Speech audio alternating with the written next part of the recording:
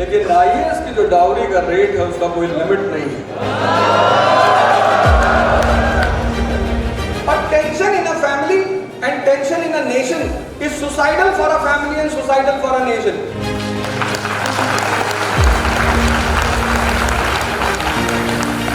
और जितने लोग रट टाई की पढ़ाई कर रहे हैं वो चमत्कार का बलात्कार करेंगे ही।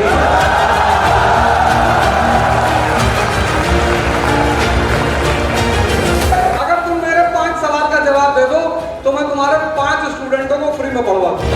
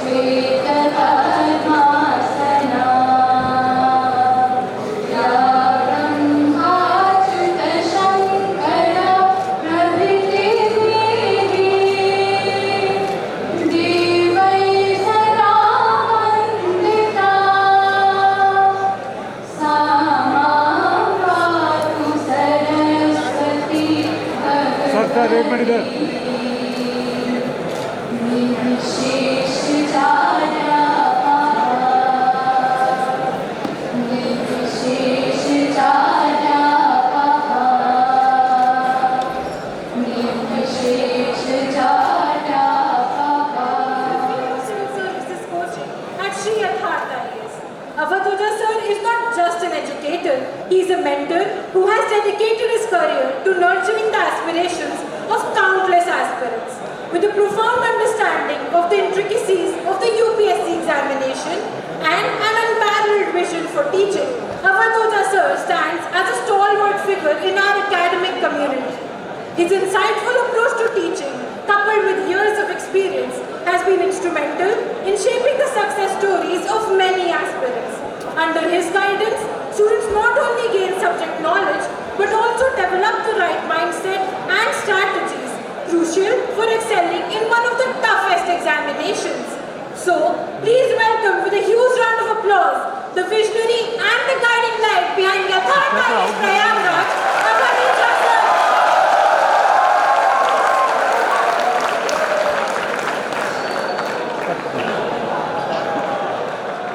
है ना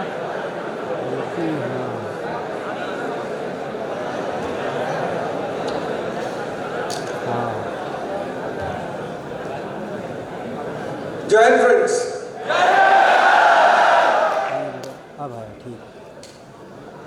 सबसे पहले तो मैं माफी चाहता हूं, थोड़ा सा देर हो गया है।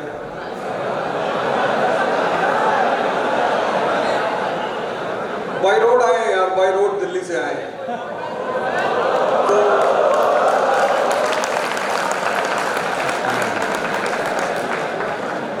कौन सा बात है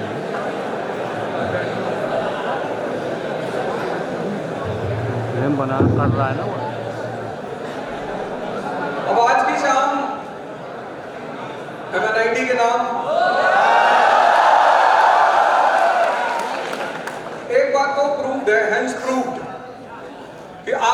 वॉरियर हैं, आप यहाँ बैठे हैं, इसका मतलब आप योद्धा हैं। ऐसे इंस्टीट्यूशंस में जब इंटरैक्शन का मौका मिलता है तो बहुत खुशी होती है, क्योंकि आप एक वॉरियर कम्युनिटी से बात करने जा ही रहे हैं।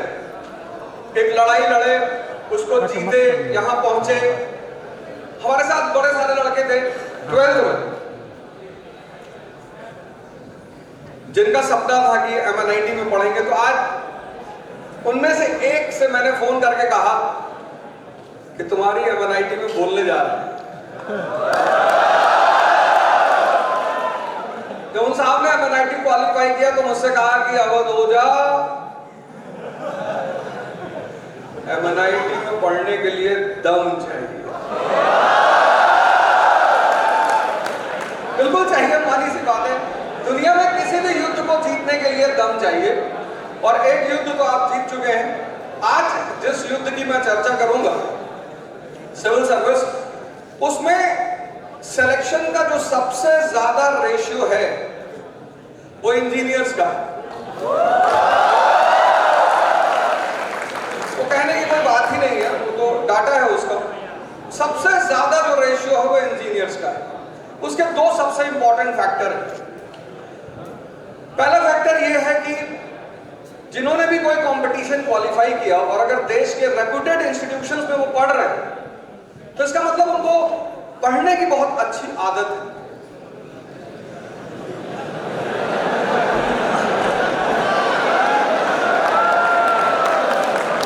देखो यार, ऐसा है ना, तारीफ सुन लिया करो।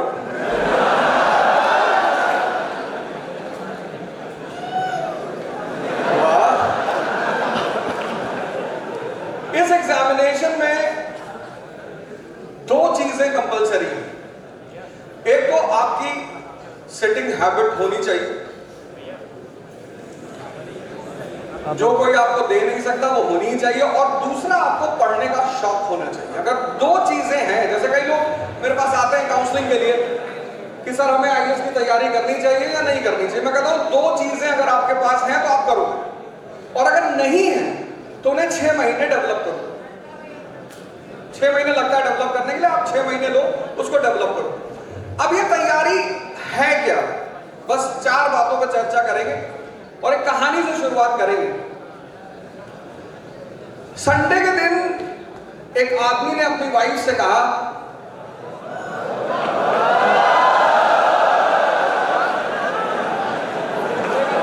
अरे सुन तो लो,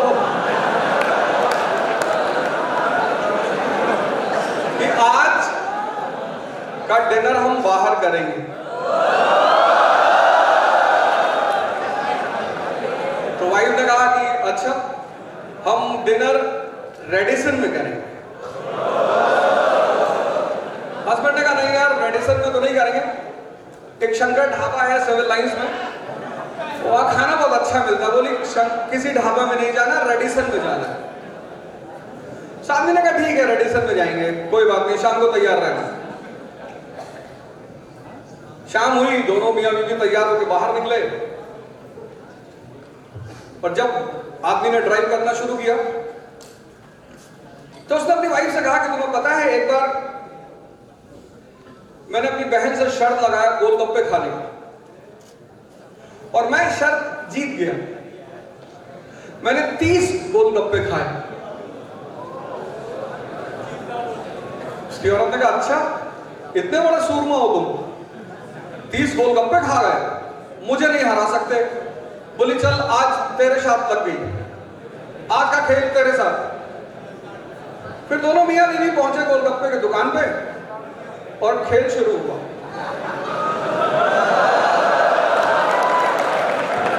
और 25 गोलगप्पे खाने के बाद आदमी ने कहा रिटायर्ड, अब नहीं खा पाए। उस लेडी ने एक और खाया 26वां, बोली मैं तुमसे जीत गई। लेकिन दोनों का पेट भर चुका था, बिल आया 150 रुपया, आदमी ने दिया और दोनों घर वापस आ गए।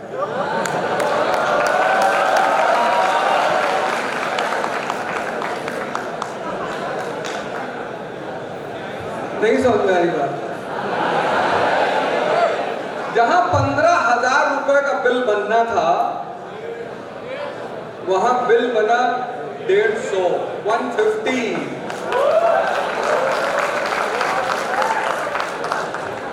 ये जो सिविल सर्वेंट्स है ना, यही करते हैं ये सरकार के साथ। तुम किसी भी सर्विस का अगर नेचर समझो, नेचर, इस सर्विस का नेचर क्या है? एनडीए का एग्जाम, सीडीएस का एग्जाम, ये सारे एग्जाम यूपीएससी लेती है। फिर सिविल सर्विस का एग्जाम, वो भी यूपीएससी लेती है। यूपीएससी बहुत सारे एग्जाम्स लेती है, लेकिन सारे एग्जाम का पैटर्न एक जैसा नहीं है। एनडीए और सीडीएस में सबसे खतरनाक चीज क्या है? उनका इंटरव्यू। रिटन क्वालिफाई कर ले आते हैं लोग, लेकिन उनका जो इंटरव्यू है वो बड़ा टेरिफिक है। किसी भी एग्जामिनेशन को क्वालिफाई करने का पहला जो स्टेज है, पहला, कि हम ये देखें कि इस कंपटीशन के बाद जो सर्विस मिलती है उसका नेचर ऑफ द जॉब क्या है, क्या करना है उसके बाद। और वहीं पे डिसाइड होता है कि इस कंपटीशन का पेपर कैसे सेट होगा। कुछ लोग होते हैं ना, बिना सोचे समझे जंप लगाते हैं, बहुत सारे। और जितने लोग बिना सोचे समझे जंप लगाते हैं वो लड़ते ही रहते हैं, कुछ मिलता नहीं उन्हें। इंडिया का सबसे प्यारा एग्जामिनेशन, बहुत लोग कहते हैं बहुत टफ एग्जामिनेशन, सबसे प्यारा कौन है? Civil servants, policy makers, policies बनाते हैं। अब पॉलिसी वो आदमी बना सकता है जिसको उस देश की इकोनॉमी, पॉलिटी, सोसाइटी, कल्चर, आज जितनी गरीबी यूपी बिहार में है उतनी साउथ के स्टेट्स में नहीं है। आज जो पोजीशन ऑफ वुमेन यूपी और बिहार में है उससे बहुत ज्यादा अच्छी पोजीशन ऑफ वुमेन कर्नाटका और केरला में है। अब पॉलिसी बनानी है, policy empowerment of women, women को एम्पावर करना है, तो बड़ा सिंपल सा फॉर्मूला है, बहुत सिंपल सा, E = S। किसी को अगर तुम्हें सामाजिक स्तर पे पावरफुल करना है तो उसको इकोनॉमिक लेवल पे पावरफुल कर दो, सिंपल। जो भी इकोनॉमिकली इंडिपेंडेंट हो जाएगा वो सोशली इंडिपेंडेंट हो ही जाएगा। किसी को भी अगर तुम किसी को चाहते हो कि इसको सामाजिक बहुत अच्छी स्थिति मिल जाए, समाज में इज्जत मिले, सामाजिक स्थिति ऊंची हो जाए, सिंपल सा फॉर्मूला है। अब तुम देखो यूनाइटेड स्टेट्स ऑफ अमेरिका में वुमेन की पोजीशन, फिर तुम देखो इंडिया में, फिर तुम देखो पाकिस्तान में, फिर तुम देखो अफगानिस्तान में। अब अफगानिस्तान में जो स्थिति है वो अमेरिका के बिल्कुल उल्टी है। क्यों? क्योंकि इकोनॉमिक डिपेंडेंस है।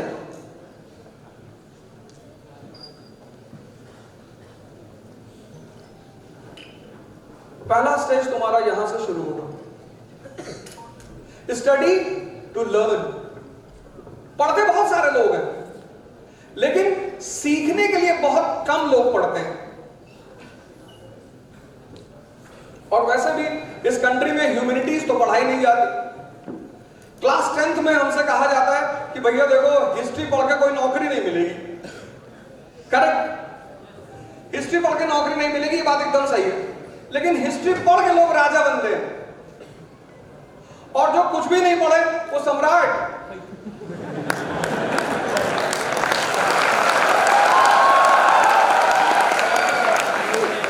अकबर की बात कर रहा हूं, अकबर की बात कर रहा हूं। अकबर अनपढ़ था, अकबर की बात कर रहा हूं।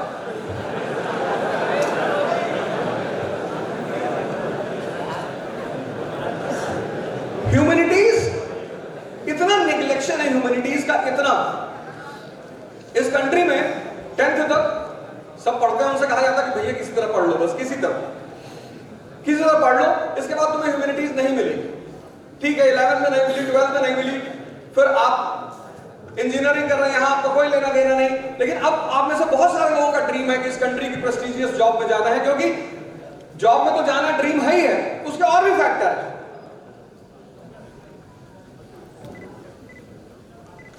1 बिलियन 50 करोड़ लोग, अब वही आदमी सर्वाइव करेगा जिसके पास थोड़ा सा पावर होगा।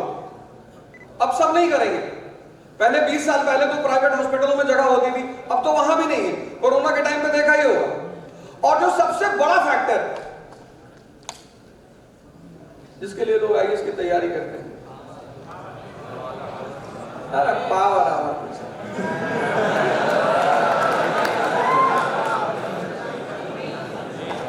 देखो, डाउरी का जो रेट है ना इंडिया में,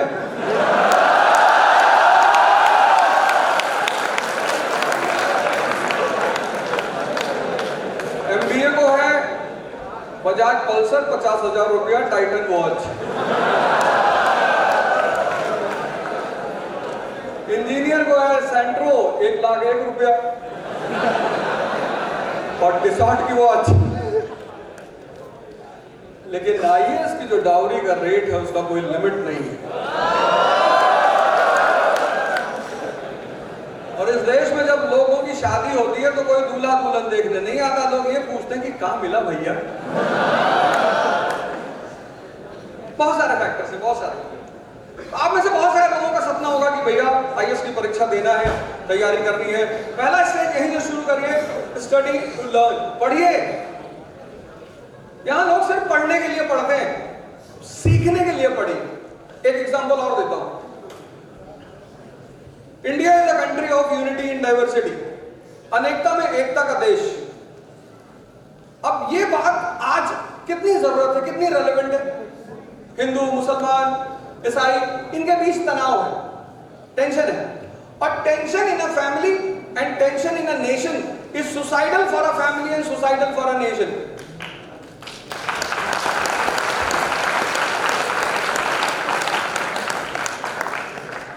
अब ये बात, आज तो नेशन है, आज हम सब नेशनहुड से बंधे हुए, वी ऑल आर इंडियंस। लेकिन during the time of Mauryans तब तो नेशन नहीं था।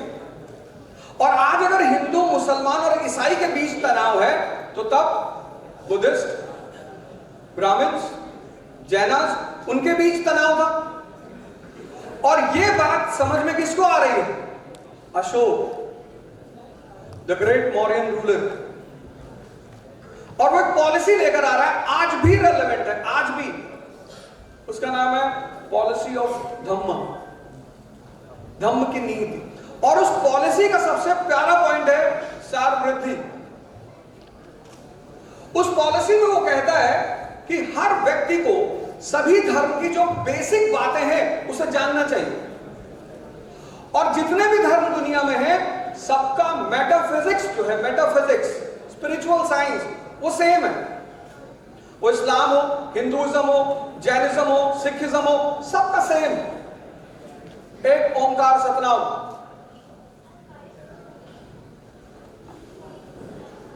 सारे धर्मों का मेटाफिजिक्स सेम है। डिफरेंस कहां है? कल्चर में। कल्चर किस पे डिपेंड करता है? ज्योग्राफी पे। कल्चर का रिलीजन से कुछ भी लेना देना नहीं। एक कश्मीरी हिंदू, एक तमिल हिंदू, दोनों के ड्रेस में अंतर होगा। क्यों अंतर होगा? ज्योग्राफी। एक गुजराती मुसलमान और एक असम का मुसलमान, दोनों के ड्रेस में अंतर होगा। वजह? ज्योग्राफी।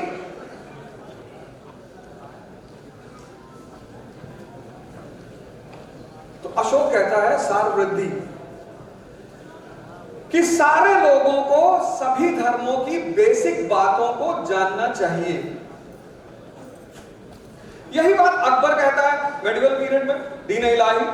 और आज ये बात उतनी ही रेलेवेंट है। तो जब आप अशोक को पढ़ोगे तो सिर्फ इसलिए नहीं पढ़ना है कि अशोक को रटना है, उसकी आज रेलेवेंसी है कि अगर इंडिया, डाइवर्सिफाइड इंडिया को बांध कर रखना है तो कोई ऐसी पॉलिसी लानी पड़ेगी जो सब लोगों को एकजुट रख सके। इसको बोलते हैं स्टडी टू लर्न। बड़े सारे लोग हैं, न्यूटन का पहला लॉ पता है, a body at rest will be at rest. a body in motion will be in motion until and unless a external force is applied. पता है, रख लिया, लेकिन म्युनिसिपल कॉर्पोरेशन प्रयागराज में एक फाइल 6 महीने से उनकी पास नहीं हो रही है। मैंने कहा न्यूटन का पहला लॉ पढ़ा था? बोले हाँ पढ़ा था। मैंने कहा तो भी तुम्हारी फाइल पास नहीं हो रही?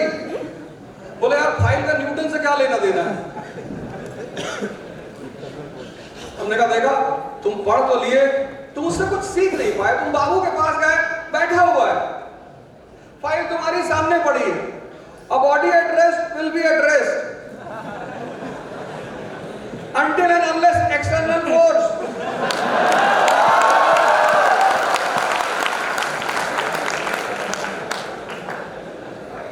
अब तो खैर 2000 वाला बंद हो गया है, तो 500 वाला ही 10 रख दो, हो गया एक्सटर्नल फोर्स। आज जो यूथ, जो कॉम्पिटिटर है, वो इसलिए परेशान है क्योंकि वो पढ़ तो रहा है रटने के लिए, चतुर्लिंगम बन गया है। वो लाइब्रेरियन दुबे उससे कहता है कि मैं पढ़ के बताता हूं स्पीच में क्या लिखता है, कहता नहीं दुबे रट लिया है। और जितने लोग रट डाई की पढ़ाई कर रहे हैं वो चमत्कार का बलात्कार करेंगे ही।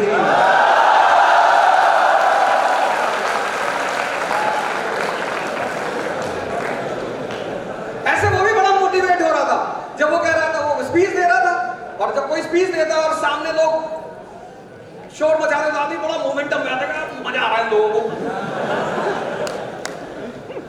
कहता ये हमारे डीएनयू ने बलात्कार पे बलात्कार किया।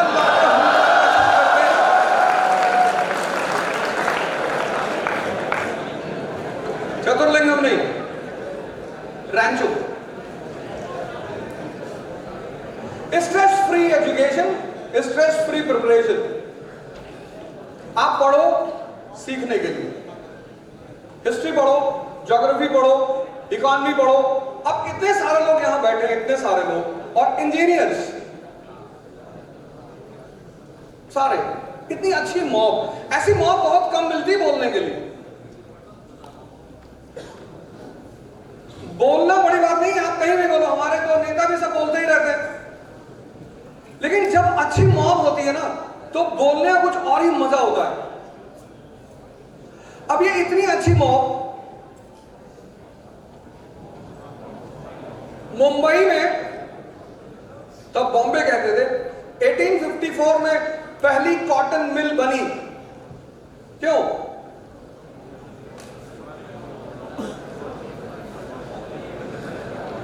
कोई भी जो चाहे कि साहब हम आंसर दे देंगे, हम बताएंगे। 1854 मुंबई में पहली कॉटन मिल की स्थापना हुई। क्यों? अब ये क्वेश्चन लगता होगा हिस्ट्री का, यह है इकोनॉमी का क्वेश्चन। ट्राई कर लो यार, कोई डांट थोड़ी रहा है। समंदर के पास।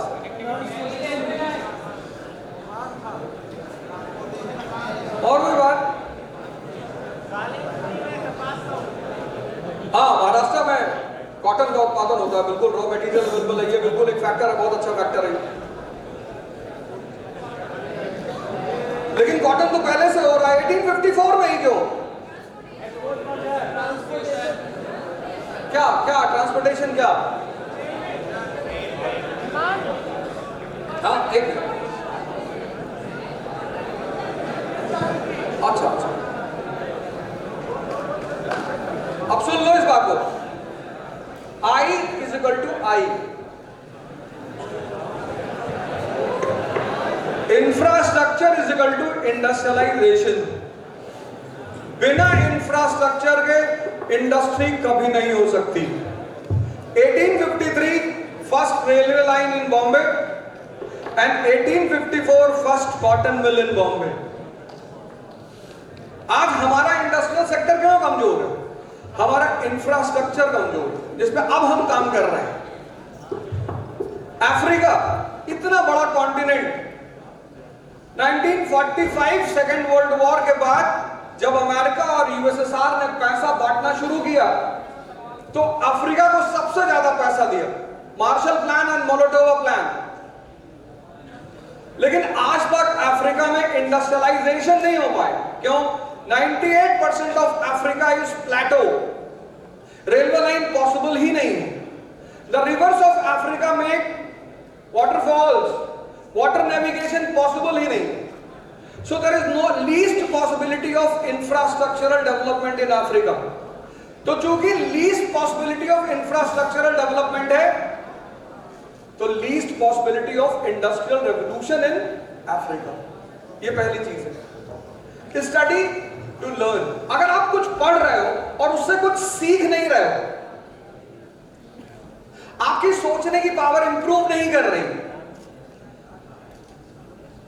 आप कनेक्ट नहीं कर पा रहे हो, तो आपकी तैयारी नहीं हो रही। ये सबसे पहली बात, स्टडी टू लर्न। दूसरी बात, कॉम्पीट एज अ वॉरियर। अब चूंकि इस मुद्दे पे मैं ज्यादा नहीं बोलूंगा क्योंकि आप एक कंपटीशन दे ही दिया, उसको निकाला ही। कंपटीशन जो है वो एक वॉर है। जैसे लोग कॉलेज यूनिवर्सिटी से जब आते हैं कंपटीशन की तैयारी करने, तो वो उसी माइंडसेट को लेकर आते हैं, तैयारी भी करते हैं।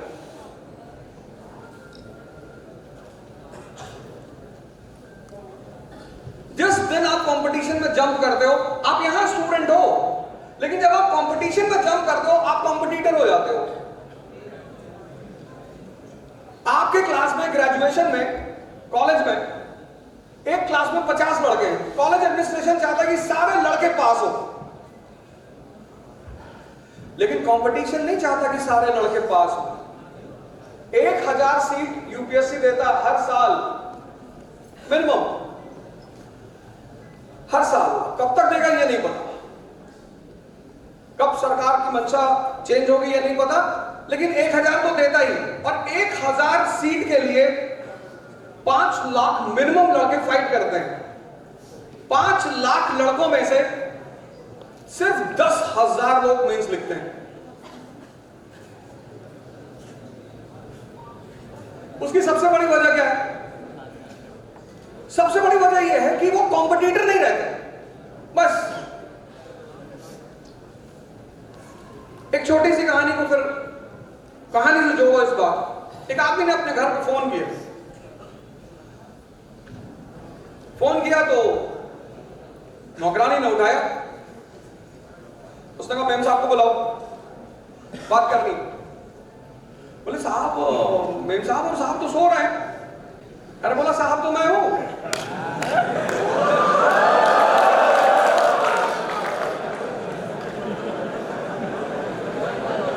तो सब नौकरानी से एक काम कर, दोनों को मार दे। अरे बोली साहब मैं तो फंस जाऊंगी। बोली तू चिंता मत कर, कल सुबह तुझे इंग्लैंड का वीजा और टिकट भेज रहा हूं, तू सीधे फ्लाई कर इंग्लैंड। मार दे। नौकरानी ने दोनों को मार दिया।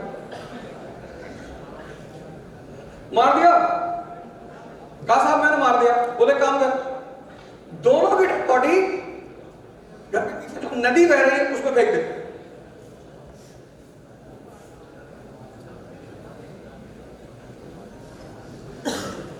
नौकरानी ने कहा कि साहब नदी नहीं है साहब। बोली साहब घर के पीछे नदी नहीं है। बोला अच्छा, ये नंबर 4862-962 नहीं है? बोले नहीं साहब। उधर से उसने फोन रख दिया। इम्पेशेंट होकर जीवन में कोई काम नहीं करना है। अगर इम्पेशेंट होकर कोई भी काम किया, जितने लोग आईएएस की तैयारी करने आते हैं, शुरुआत में पहले दिन ये किताब, वो किताब, हिंदू न्यूज़पेपर, योजना, कुरुक्षेत्र, और जो चश्मा आगे आते हैं। सर आपने चूंकि 10th में ह्यूमैनिटीज छोड़ दिया था, इसलिए आपको नहीं पता ह्यूमैनिटीज क्यों पढ़ी जाती है। इसलिए आपको सबसे पहला काम यह करना होगा, कोचिंग पहुंचने से पहले या कोचिंग के साथ आपको अपना बेसिक्स मजबूत करना होगा। हिस्ट्री क्यों पढ़नी? सिर्फ इसलिए नहीं कि पढ़नी है, हिस्ट्री क्यों पढ़नी है? जब आप मॉडर्न इंडिया पढ़ेंगे 1757 से 1947, तब आपको एक कहानी पता चलेगी, how a nation called India was born. Modern history की जो सबसे इंपॉर्टेंट बात है, द बर्थ ऑफ नेशंस, सिर्फ इंडिया नहीं, United States of America 1787 became a nation. There was no US before 1787. There were 13 colonies. There was no Italy before 1870. कोई Italy नहीं था.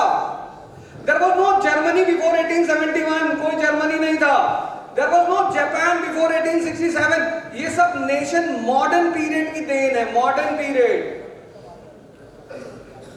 India became a nation 1947. China became a nation 1921. Washington conference. Modern history का जो सबसे important aspect है वो है birth of Nations. उसमें से एक हमारा आपका नेशन है, इंडिया. तो जब तुम कंपटीशन में आ रहे हो तो कॉम्पिटिटर या वॉरियर की तरह बिहेव करो. ये जो प्रिपरेशन है आईएएस की, ये 2 साल की प्रिपरेशन है. इसमें 2 साल लगता ही लगता है. ये हमारे साथ विवेक जी बैठे हुए हैं, आईआईटी रुड़की के प्रोडक्ट है.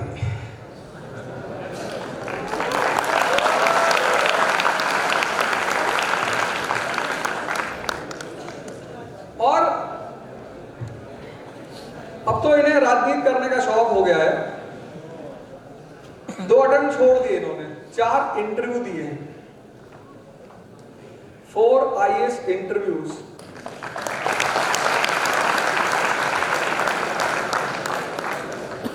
फिर जब इनका 2 अटेम्प्ट बचा तो मैंने कहा कि शर्मा जी आप कोई कॉन्स्टिट्यूएंसी चुन लो. आप इतना पढ़ने के बाद कहां जाओगे गुड मॉर्निंग सर कहने के लिए. कुछ लोग पढ़े जा रहे 14 घंटा पढ़ रहे, 15 घंटा पढ़ रहे, 20 घंटा पढ़ रहे. जीवन में कभी कभी तो लोग कहते हैं कि साहब हम 20 घंटा पढ़ते हैं. हमने कहा तुम्हारी मोम की मूर्ति बनाई जाएगी. ये दोनों पेट है, ये पेट है जिसमें प्रोटीन जाता है, कार्बोहाइड्रेट जाता है, फैट जाता है. ये पेट है जिसमें लिबरलिज्म जाता है, नेशनलिज्म जाता है, कम्युनलिज्म जाता है, कास्टिज्म जाता है. ये दोनों पेट है. जैसे इसके हजम करने की क्षमता है, ऐसे इसके भी हजम करने की क्षमता है. स्मार्ट. एक लेडी मार्केटिंग करने गई, तो मार्केटिंग करने के बाद वो कैश काउंटर पे गई, तो बैग निकाला उसने, बैग से उसने अपना रिमोट निकाला, टीवी का रिमोट. कैशियर ने कहा कि मैडम टीवी का रिमोट साथ लेके चलती. बोली नहीं आज संडे है, मैंने अपने हस्बैंड से कहा कि तुम चलो मेरे साथ मार्केटिंग करने, उसने मना कर दिया. तो मैं टीवी में तमिल चैनल लगा के रिमोट लेके चली आई हूं. साहब ने कहा अच्छा मैडम, लेकिन मैडम हम आपको सामान नहीं दे पाएंगे. बोली क्यों? बोले आप अपने हस्बैंड का आपने कार्ड लेके आई है. बोली हाँ मैं तो अपना कार्ड लेके आई. बोले अभी अभी आपके हस्बैंड का फोन आया था, आपका कार्ड लॉक कर दिया उन्होंने. लेडी ने कहा बहुत अच्छा, मेरा क्या है, मैं अपने हस्बैंड का भी कार्ड लाई हूं. स्मार्टनेस का खेल है ये दुनिया. 6 महीना आप सब लोगों को लगा, 6 महीना अपने बेस को कंसोलिडेट करने में. श्री यथार्थ आपको पूरी शेड्यूल दे देगा, बेसिक बुक्स का, बेसिक्स का. इन लोगों ने एक प्लान बनाया है वीकेंड बैचेस का. श्री यथार्थ ने एक प्लान बनाया जिसमें मॉडर्न इंडिया तो मैं ही आपको पढ़ाऊंगा, सिर्फ मॉडर्न इंडिया. बहुत ज्यादा टाइम तो नहीं होता, लेकिन मॉडर्न इंडिया मैं आपको पढ़ाऊंगा. और इन लोगों ने एक प्लान बनाया कि वीकेंड का बैच बनाएंगे, 5 से 6 घंटे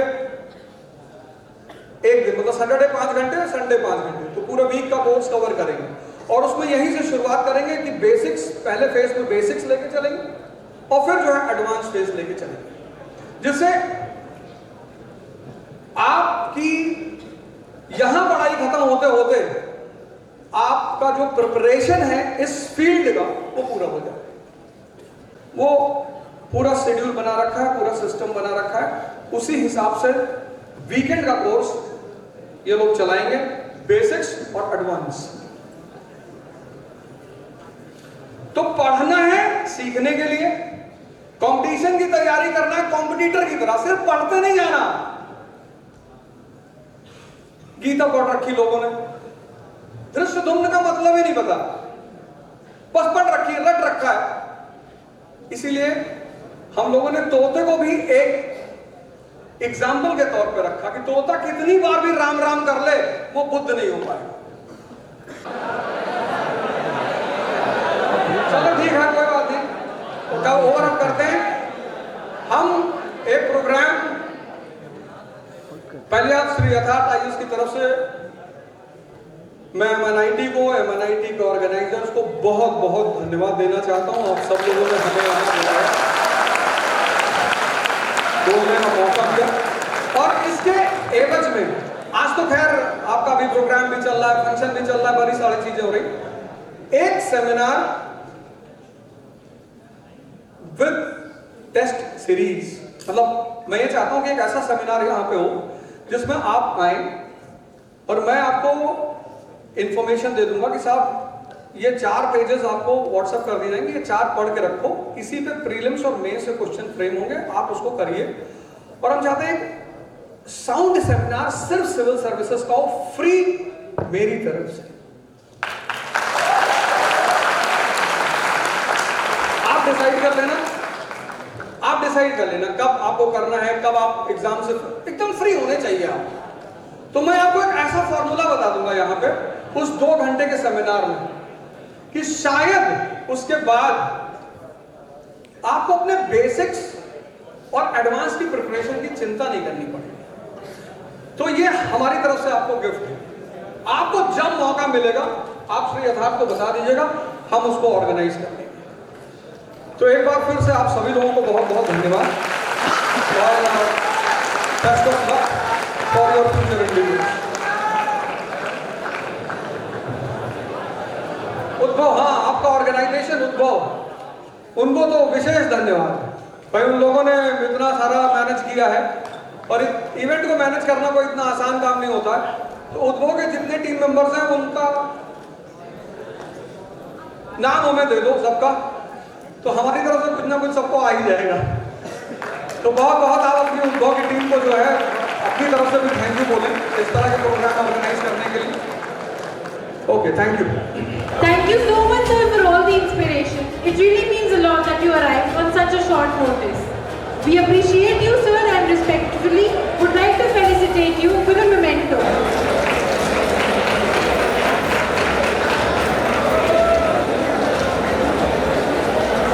We now felicitate the founder of Yatharth IAS Prayagraj, Mr. Dharmendra Jaiswal, sir.